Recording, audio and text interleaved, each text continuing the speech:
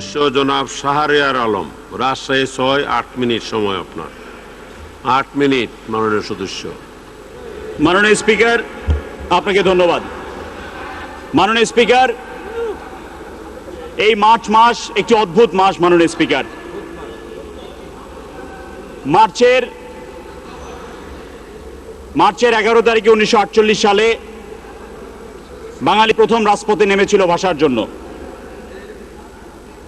এই মার্চে রেসকোর্সে জাতির জনক বঙ্গবন্ধু স্বাধীনতার ডাক দিয়েছিলেন 7ই মার্চে। এই মার্চে বঙ্গবন্ধু জন্মগ্রহণ করেছিলেন। মাননীয় স্পিকার, এই মার্চে স্বাধীনতা যুদ্ধ শুরু হয়েছিল। মাননীয় স্পিকার, মহামান্য রাষ্ট্রপতির জন্ম এই মার্চে।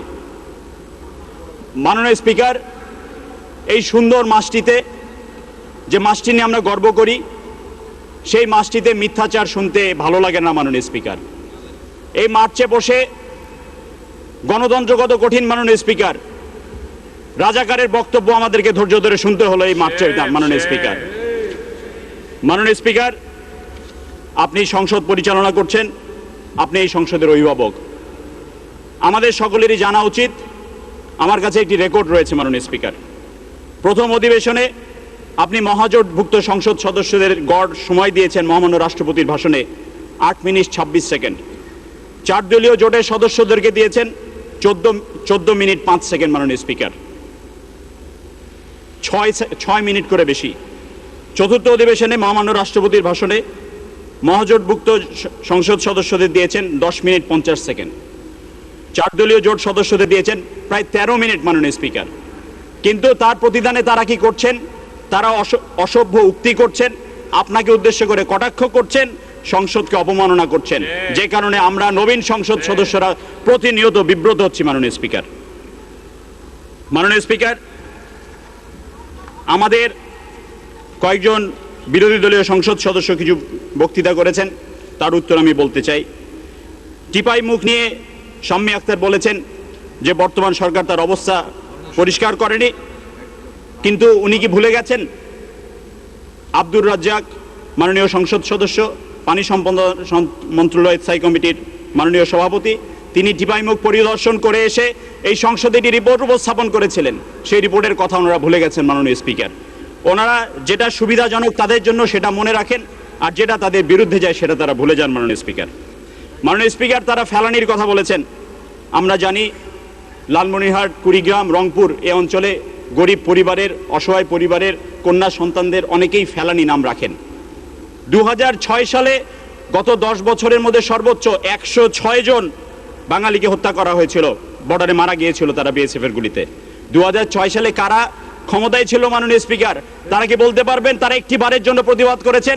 কিন্তু আমাদের মাননীয় পররাষ্ট্র প্রতিমন্ত্রী, মাননীয় হাইকমিশনার, ভারতের হাইকমিশনারকে ডেকে মাননীয় পররাষ্ট্রমন্ত্রী প্রতিবাদ করেছেন, এবং তার ফলশ্রুতিতে তারা কথা দিয়েছেন, তারা বলেছেন এই হত্যাকাণ্ড সংগঠিত হবে না। মাননীয় স্পিকার, মাননীয় স্পিকার, মাননীয় সংসদ সদস্য শহীদউদ্দিন চৌধুরী এনি বলেছেন রাষ্ট্রপতি উদারতার পরিচয় দেননি। মাননীয় স্পিকার, যে রাষ্ট্রপতি সহধর্মিণী তাদের ছোড়া বোমার আঘাতে আহত হয়ে নিহত হয়েছেন, তিনি তার বক্তৃতায় কোথাও বলেননি, কোথাও তার ব্যক্তিগত ক্ষোভের প্রকাশ করেনি। মাননীয় স্পিকার, এটা কি উদারতা নয়? মাননীয় স্পিকার, মাননীয় স্পিকার, পার্লামেন্ট কার্যকর করার কথা তারা বলছেন, আপনি নাকি সময় দিচ্ছেন না। তারা প্রতিনিয়ত রাস্তাঘাটে বলে বেড়ান, সংবাদ মাধ্যমে বলে বেড়ান। আমি একটু আগে যে পরিসংখ্যান উপস্থাপন করলাম তাতে পরিষ্কার বোঝা যায় মাননীয় স্পিকার, আমাদের চেয়ে তাদেরকে আপনি অনেক বেশি সময় দিচ্ছেন। মাননীয় স্পিকার, তারা তাদের নির্বাচনী ইশতেহারে বলেছিলেন 30 কার্য দিবস অনুপস্থিত থাকলে সংসদ সদস্যপদ বাতিল করা হবে।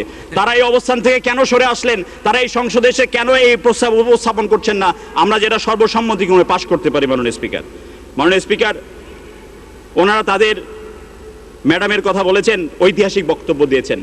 ম্যাডাম একটি ঐতিহাসিক মিথ্যা বক্তব্য দিয়েছেন। মাননীয় স্পিকার, তিনি পাঠ্য বইয়ের কথা বলেছেন শিক্ষা বছরের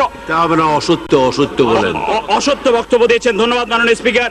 তিনি বলেছেন শিক্ষা বছরের অর্ধেক সময় পার হয়ে গেলেও নাকি শিক্ষার্থীরা এখনো বই পায়নি।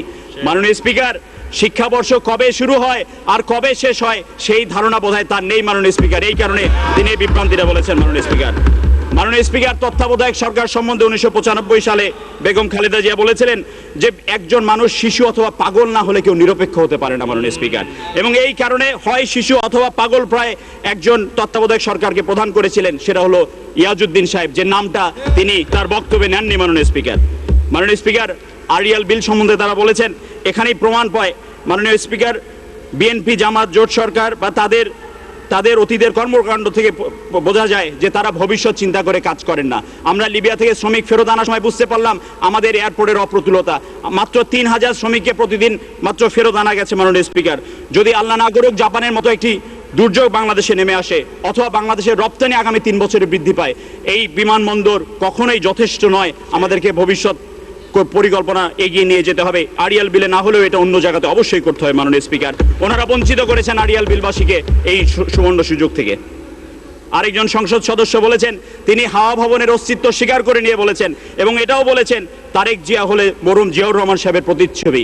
এটা অবশ্যই সত্য মাননীয় স্পিকার, কারণ জিয়াউর রহমান সাহেব 1971-এর 25শে মার্চ বলখালির করুলডাঙ্গাতে পালিয়ে গিয়ে যে উদাহরণ সৃষ্টি করেছিলেন, তারেক জিয়া আজকে লন্ডনে পালিয়ে গিয়ে ঠিক একই উদাহরণ সৃষ্টি করেছে মাননীয় স্পিকার। মাননীয় স্পিকার, সেই সম্বন্ধে আমি একটু বলতে চাই, তারা যে ভুল তথ্যের অবতারণা করেছে। 1971-এর 20 থেকে 21শে মার্চ দয়া করে লক্ষ প্রাণের বিনিময়ে মেজর রফিকুল ইসলাম মাননীয় সংসদ সদস্যের লেখা বইটি পড়ে নেবেন। যে বইটি প্রকাশকালে জিয়াউর রহমান সাহেব জীবিত ছিলেন, তিনি জীবিত থাকা অবস্থায় কোনোদিন এটা অস্বীকার করেননি। 20 থেকে 23শে মার্চ পর্যন্ত জিয়াউর রহমান সাহেব সোয়াত জাহাজ থেকে অস্ত্র খালাস করেছিলেন। 26শে মার্চ তিনি পালিয়ে গিয়েছিলেন। আমাদের চট্টগ্রামের আওয়ামী লীগের নেতারা তাকে বলখালির করুলডাঙ্গা পাহাড় থেকে 27 তারিখে ধরে নিয়ে এসে তাকে কালুরঘাট বেতার কেন্দ্রে হাজির করেছিলেন মাননীয় স্পিকার। এটি বইতে লেখা রয়েছে, যেটা অস্বীকার জিয়াউর রহমান সাহেব বেঁচে থাকা অবস্থায় কখনো করেনি। মাননীয় স্পিকার, তারা হাওয়ার উপরে অনেক বক্তৃতা করছেন। আমার কাছে লিখিত রয়েছে 30শে মার্চ 2003 সালের পত্রিকার প্রথম আলো পত্রিকার কয়েকটি হেডলাইন আমি পড়ছি। কাপ্তাই হ্রদ দখল করে মার্কেট দালান ও বস্তিঘর নির্মাণ, পাবনায় দারোগার মোটরসাইকেল ছিনতাই, খুলনায় 4 জন সহ 11 জেলায় 17 জন খুন, 1.5 বছরে কয়েকশো নারী ধর্ষণ ও নির্যাতনের শিকার হয়েছেন, অধিকাংশ ঘটনায় থেকে যাচ্ছে আড়ালে, ছাত্রদল ক্যাডার গ্রেপ্তার ও বাড়াবাড়ি করায় ওসি বদলি, বগুড়ায় ছিনতাই হয়েছে 250 বস্তা চিনি, খুলনা, ময়মনসিংহ, সিরাজগঞ্জ, শাহাদাতপুরে 5 জন অ্যাসিডদগ্ধ। এরকম প্রচুর প্রমাণ আমার কাছে রয়েছে। মাননীয় স্পিকার, যারা মিথ্যা নিয়ে রাজনীতি করেন আমি তাদের উদ্দেশ্যে বলতে চাই, মিথ্যা বলা যেমন অভ্যাস, সত্য বলাও তেমনি অভ্যাসের ব্যাপার।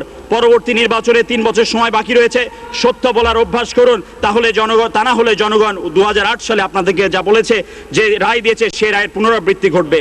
এবং যারা নাই নাই বলেন তাদের উদ্দেশ্যে বলতে চাই, নাই নাই বলে যিনি সদা পেরেশান, একটাই নাই তার, নাই পাকিস্তান। মাননীয় স্পিকার, আপনাকে ধন্যবাদ। ধন্যবাদ মাননীয় সদস্য।